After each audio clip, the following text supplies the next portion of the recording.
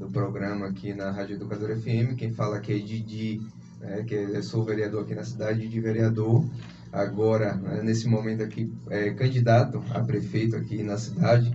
Já tivemos as convenções no último dia 4, no domingo, e a partir da convenção nós somos candidatos, né? Fazer campanha abertamente só após o dia 15, né, conforme manda a lei eleitoral. Mas assim, atendendo a esse convite, né, desse programa, que era da minha amiga Juliene Vieira, também, que não está apresentando pelo fato de estar afastada, né, que é candidata a vereadora aqui no município, e dizer para vocês que é uma felicidade grande, Cibele, ter chegado aqui até a condição de candidato, até porque não foi uma coisa que nasceu à toa, né? Eu sempre tive uma aptidão muito grande para a política, sempre gostei muito. Em 2016, por vários motivos, que eu também já falei aqui na rádio outras vezes, eu resolvi sair candidato a vereador e tive êxito logo na minha primeira eleição. Fui para a reeleição em 2020 e consegui me reeleger vereador, e nós temos lutado muito pela cidade, né? A Câmara, tem gente que me pergunta de por que você não vai para vereador de novo, porque não sei o que as pessoas tentam dizer qual que é a hora, né? A hora quem faz é a gente, quando quer, e tem Deus lá de cima que ele nos concede ou não, né? Eu acho que num plano espiritual da vida, né, que está além dos olhos, além dessa vivência da gente de agora, existe um roteiro a ser cumprido por cada um de nós. E eu falo sempre que Deus nunca colocou sonhos falidos no meu coração, certo? E Deus plantou isso há algum tempo, e eu trago também uma indignação muito grande que eu tenho da Câmara Municipal, da qual eu faço parte nesse momento, que tem sido um espaço onde a discussão é muito limitada e nós não temos, infelizmente, conseguido tratar de todos os assuntos da cidade, mesmo sendo o local específico e adequado para isso, né? Uma Câmara que deixou de ter um papel fiscalizador, um papel legislador no município, e hoje funciona como um braço auxiliar da gestão municipal. Isso é muito ruim para a democracia, para a sociedade de uma forma geral, porque lá é para ser discutido de fato as dores do povo. De um certo tempo para cá, eu tenho percebido a movimentação da Câmara, e eu percebo que hoje os meus colegas, entre eles todos, né, discutem muito a moral de um do outro, do que faz, do que deixa de fazer, de questões que são imorais dentro da política, que são lícitas, mas são imorais para a população, das questões individuais de cada um, que acabam levando as suas necessidades individuais para dentro do campo da política. Enquanto isso, Berimbau, ela vai ficando para trás. Eu menciono sempre, Cibele, o potencial do crescimento da minha cidade, da nossa cidade, Conceição do Jacuípe. Eu nasci aqui, vivi fora há 4 anos apenas, quando eu saí para fazer faculdade. Morei em Salvador durante 4 anos. Retornei para aqui depois de formado e não me vejo fora de Berimbau. É uma cidade que tem crescido muito do ponto de vista econômico, né, de arrecadação de recurso público também, né? E, infelizmente, a população não tem alcançado esse crescimento, né? Nós temos aí algumas questões da cidade que são completamente desprezadas pelo poder público, e eu destaco o tratamento dos direitos do cidadão como a principal delas, porque hoje, né, e as mães que estão em casa no dia a dia, né, que mandam seus filhos para a escola pública, né, quando chega meu filho, o senhor merendou o que na escola? Eu fui aluno de escola pública e minha mãe me fazia essa pergunta quando eu chegava: o que foi que merendou na escola? E aí você percebe que hoje tem uma escola que não tem uma merenda, uma alimentação escolar de qualidade. Há 2 anos, os alunos da rede municipal de ensino não recebem um fardamento escolar, né, sendo que é obrigação do poder público fornecer o fardamento escolar. Você visita as unidades escolares do município, e eu visito, porque eu sou vereador e faço isso. As escolas estão muito depreciadas, né? Não está sendo aquela estrutura escolar que acolhe o aluno. E hoje eu falo desse grande desafio do ensino público, né? Porque hoje as pessoas que ainda estão no ensino público convivem com outras mazelas, né? Com outras dificuldades. E o grande desafio, né, da sociedade nesse momento, do poder público, é justamente tornar a escola pública interessante e atrativa para que os alunos tenham prazer de permanecer no ambiente escolar, coisa que hoje não acontece em nosso município, né? A questão das unidades públicas de saúde do nosso município, né? Visitem as unidades, o cidadão que usa do serviço. Hoje, Conceição do Jacuípe possui 11 equipes de saúde da família credenciadas, são 10 unidades de saúde, né? 2 equipes no programa de saúde da família da Lei Curitiba, as demais postos de saúde com 1 equipe. E digam vocês mesmos, cidadãos, como está as estruturas físicas, as instalações das unidades de saúde, que são unidades novas, né? Um prédio público com menos de 10 anos de construído, ele é um prédio público novo, né? Então, por que tem que estar depreciado? Por que não pode ter um programa de manutenção nessas unidades para impedir que sejam tão depreciadas e que precisem passar por grandes processos de reforma, né? Então, todas essas questões, a gente pensa que Berimbau precisa ter um tempo novo. A gente analisa, e eu sempre falo do contexto histórico da nossa cidade, uma cidade muito jovem, né? Constituição de Jacuípe é uma cidade com 62 anos de emancipação política, ainda é uma criança, né, para uma cidade que vem se organizando para o seu crescimento, ainda com questões importantíssimas que precisam ser tratadas agora. Uma das questões que a gente trata muito no nosso plano de governo é a questão da mobilidade urbana. Você vê que o trânsito de Berimbau é uma cidade pequena, a nona menor cidade da Bahia, né? A nona cidade menor da Bahia. Hoje, o trânsito da Avenida Getúlio Vargas, esse horário é insuportável, né? A gente leva meia hora do hospital para chegar, às vezes, aqui na praça, né? E, assim, a gente precisa fazer intervenções no trânsito da cidade urgentes, né? Algumas adequações no trânsito, adequação de vias auxiliares, né? Um programa mesmo de mobilidade urbana na cidade precisa ser tratado, e que, se não acontecer agora, isso vai inviabilizar o crescimento no futuro, né? Aquela Avenida Getúlio Vargas, por exemplo, que se tornou uma avenida comercial, né? Existem alguns cidadãos que moram ainda naquela avenida, que estão lá, mas com o tempo vai virar tudo comércio. A Avenida Getúlio Vargas tem condição de hoje de ser uma avenida comercial na nossa cidade, né? Uma cidade que não tem uma lei de uso e ocupação do solo, que não determina normas para a construção, né, área de estacionamento, né, que é o uso do espaço do solo, né? Lei de uso e ocupação do solo. Então, assim, as obras acontecem de forma desestruturada, né? Eu estou vendo que muitos imóveis na Avenida Getúlio Vargas têm sido reformados sem seguir um código específico de obras, sem seguir a lei de ocupação e uso do solo, e aí não tem vaga de estacionamento, né? Tudo é para acontecer na beira daquela via que é mão dupla, vai e vem.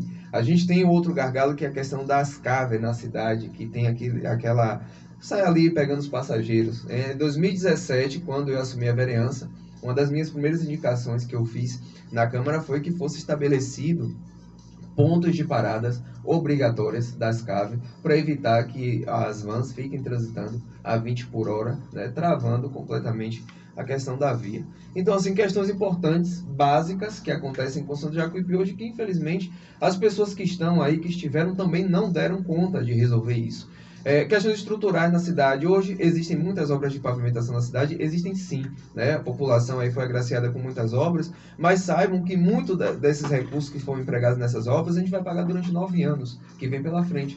São recursos oriundos de empréstimos. E outras questões importantíssimas, né, que favorecem a questão do crescimento e desenvolvimento da cidade, infelizmente não são resolvidas. Eu vou citar aqui 2 pontos importantíssimos.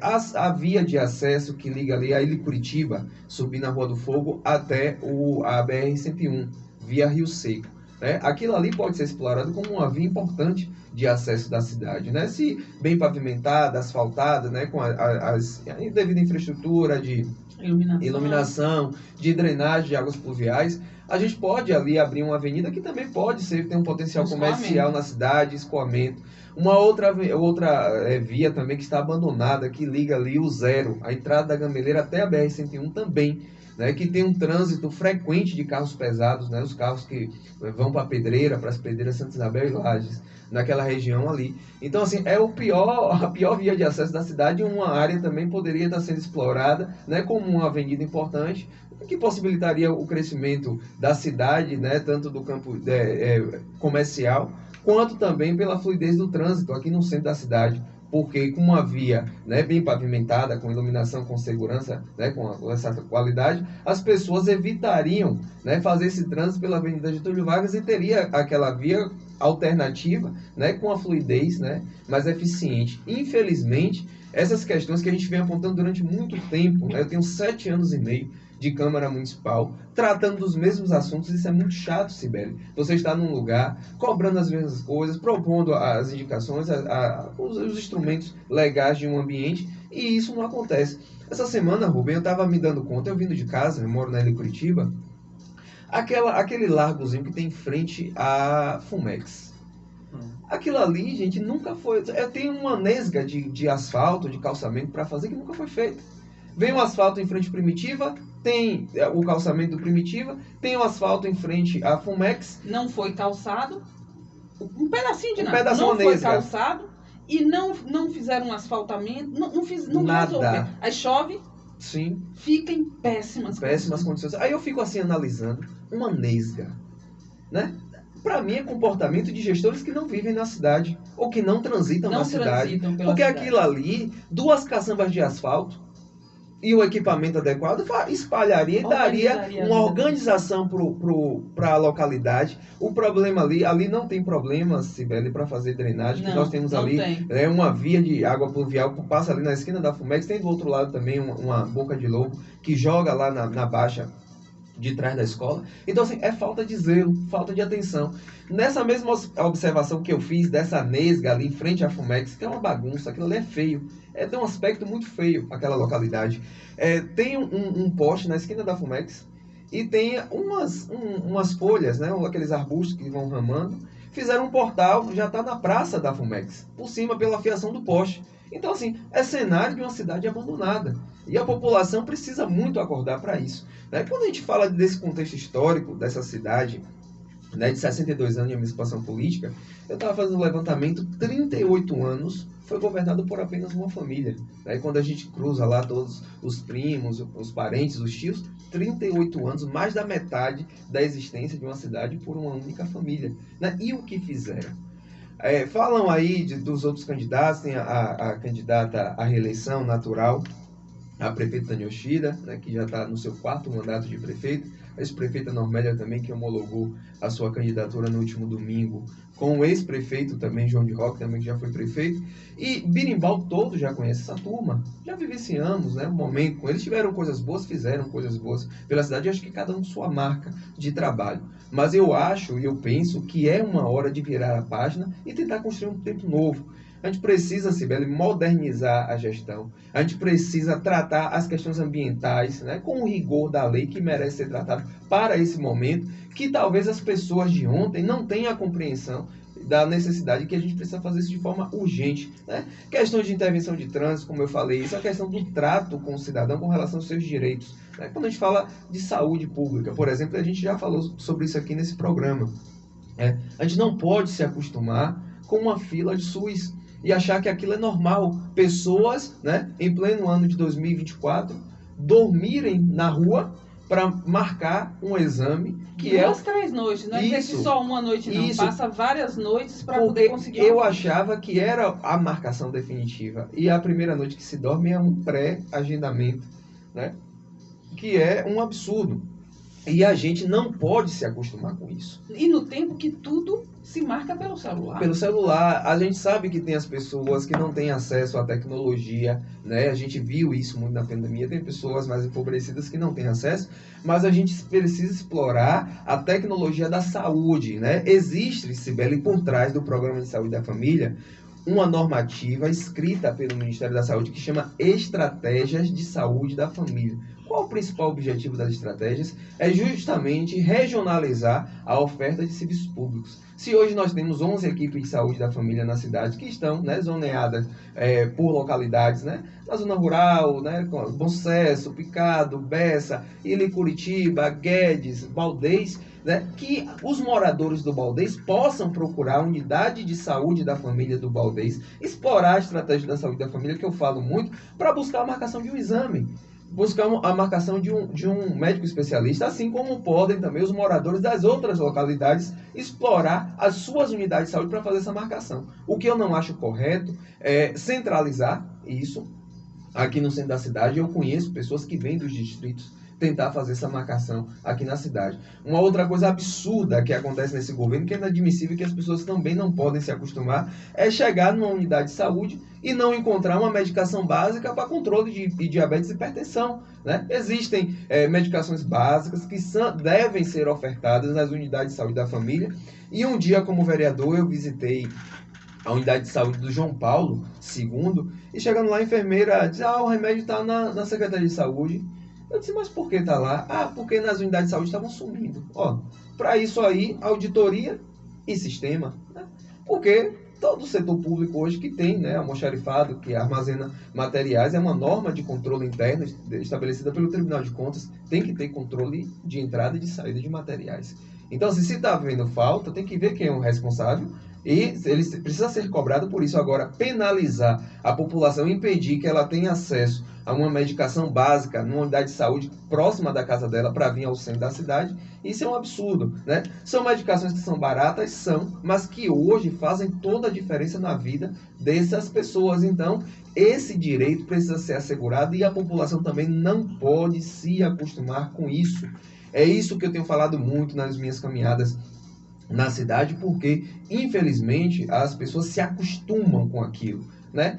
Dormir numa fila do SUS tem que causar indignação no ser humano, causa em mim, né, como pessoa pública, né, como cidadão também, e nas pessoas que recebem esse serviço tem que causar indignação. Da mesma forma, quando a gente não encontra a escola de qualidade, né, como deve ser, como a gente não encontra lá a oferta de medicação, as famílias que vivem em situação de vulnerabilidade social, as famílias que estão empobrecidas, que não têm acesso à alimentação, por exemplo, tem quanto tempo que conseguiram acessar uma cesta básica, né?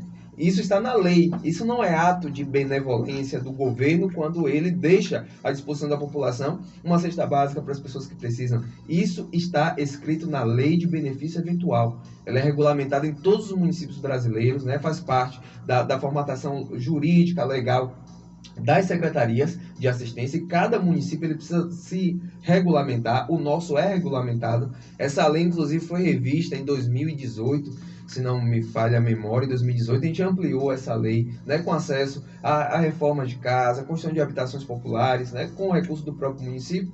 E hoje a população, infelizmente, não consegue ter acesso a uma cesta básica quando precisa. E eu sou um verdadeiro crítico, Rubem, disso, porque hoje nós temos uma Secretaria Municipal de Assistência Social que tem um orçamento anual de 1,5 milhão, e em uma única oportunidade, a gestão municipal ela gasta 1 milhão com um caminhão de peixe, numa ação que é executada uma única vez ao ano, né, com praticamente 70% do orçamento daquela secretaria, e no restante do ano, o que é que as pessoas vão comer? E você sabe que a fome ainda é uma constante em Berimbau. E outra coisa, o que eu acho... Nós estamos no tempo das informações em tempo real, né? Nesse exato momento, o nosso município tem exatamente quanto de população? Você tem noção? Hoje, a população hoje estimada no nosso município é 35 mil habitantes.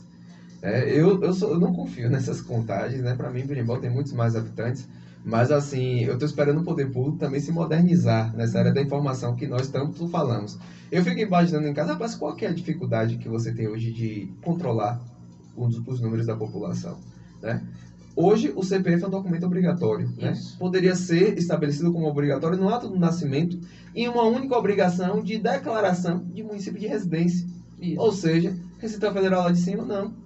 Em Berimbau tem X CPFs cadastrados, X homens, X mulheres, idade tal, tudo muito específico. Nós tínhamos como ter noção de quantas pessoas tem numa família, nas famílias daqui. Nós temos condição de ter consciência de quantos são diabéticos, quantos têm pressão alta, quantos têm câncer, quantos têm obesidade, os mais variados problemas têm como serem monitorados e cadastrados. Para que possa-se ter programas destinados a essas pessoas, você não acha? Sim, com certeza. E assim, dentro dessa formatação, né, da tecnologia da informação, hoje todas as pessoas, por exemplo, que fazem parte do programa de hiperdia, programa de hipertensão e controle da diabetes, que fazem acompanhamento na Secretaria de Saúde, elas são informadas ao Ministério da Saúde. Então, assim, se o CPF é documento único e obrigatório, todas as informações do governo podem estar, né, vinculadas, e lá você tem noção de tudo, né? Qual o cidadão X, você calcular questões de renda, de tudo, né? Isso é muito básico, mas insistem ainda nessa contagem de IBGE, de casa em casa, né, para ver se dão conta disso, mas assim não dá para confiar. Mas como a gente estava falando, né, a população é estimada em 35 mil habitantes. Se você for calcular os índices per capita da cidade, por exemplo, o PIB. Hoje o PIB, Produto Interno Bruto, a produção da riqueza da cidade, hoje é uma das maiores da Bahia. Certo. E se você for cruzar essa informação com o número de habitantes, Nós deveríamos ter aqui um dos melhores índices de desenvolvimento humano, IDH, né, da Bahia. E, infelizmente, nossa realidade não é essa. Nos números, Sibeli, você vai até encontrar bons números, porque quando você tem formação de educação, de saúde, oferta de leito hospitalar, oferta de escola pública, pronto, os números condizem com um bom IDH. Mas se você vem como cidadão, e eu tive essa experiência como vereador, né, de conhecer a minha cidade, quando você vem com essa experiência que você vê a realidade da escola que está informada no Ministério da Educação, mas quando você vem conhecer a estrutura da escola pública, aí você entende que o cidadão ele não está sendo bem atendido. A escola que mais me indigna aqui na cidade, né, que eu estudei, inclusive, na Escola Primitiva de Azevedo de Moraes. Eu fui aluno da Escola Primitiva, fui aluno de professores que trabalham até hoje, exemplo da professora Meire, professora de português, excelente professora, os professores Aldemil, né, professora Ivonildes, muitas pessoas muito boas, né, professores comprometidos que passaram por lá. Se visitar hoje a estrutura física da Escola Primitiva de Azevedo Moraes hoje, é motivo de vergonha. Eu me sinto envergonhado como vereador da cidade, me sinto triste como ex-aluno daquela escola, né? Os professores também, né, que precisam ser essa ferramenta a mais para fazer a escola funcionar, porque o professor sempre é cobrado por tudo, né? Mas a gente continua com aquele modelo de escola do professor, do quadro e da atividade. E não tem hoje como você fazer a educação crítica, né? A educação construtiva só com essas ferramentas. A gente tem que explorar as tecnologias e o ambiente onde essas aulas acontecem, eles fazem toda a diferença. Então, quando a gente vai lá falar do IDH, mas quando a gente volta aqui na prática e olha a realidade dessas escolas, você percebe, né, que está muito distante da realidade dos cidadãos de Conselho de Jacuí. Tem muita coisa para se fazer, precisa de um olhar novo nessa cidade, a gente precisa muito renovar esse quadro, renovar a cena, a sensibilidade também dos gestores com relação a questões importantíssimas na cidade, uma questão que a população sofre muito. Hoje, uma mulher engravida, ela sente medo. Tivemos experiências muito ruins com partos no Hospital Antônio Carlos Magalhães. É uma unidade que ela não é adequada, né? Mesmo sendo o parto normal, algo normal, como se diz, mas já aconteceram coisas tristes dentro do Hospital ACM, né? Crianças com o braço deslocado, criança com o pescoço quebrado, e que não deveria acontecer. Qual que é a dificuldade hoje? Eu não vou defender a questão de uma maternidade, porque nós não temos porte e nem demanda para isso. Mas um centro dentro do próprio Hospital ACM apropriado para fazer parto, né? A questão do parto natural hoje, né? O parto humanizado, tem a rede cegonha também, que é um material que está escrito no Ministério da Saúde, que pode ser executado em municípios do porte como o nosso, né, com equipe especializada, né, aquele enfermeiro obstetra que tem mais afinidade com o negócio, que você possa incluir na rotina dos plantões hospitalares pessoas também que estejam capacitadas, né, para fazer parto, né, para atender bem e fazer a população se sentir segura.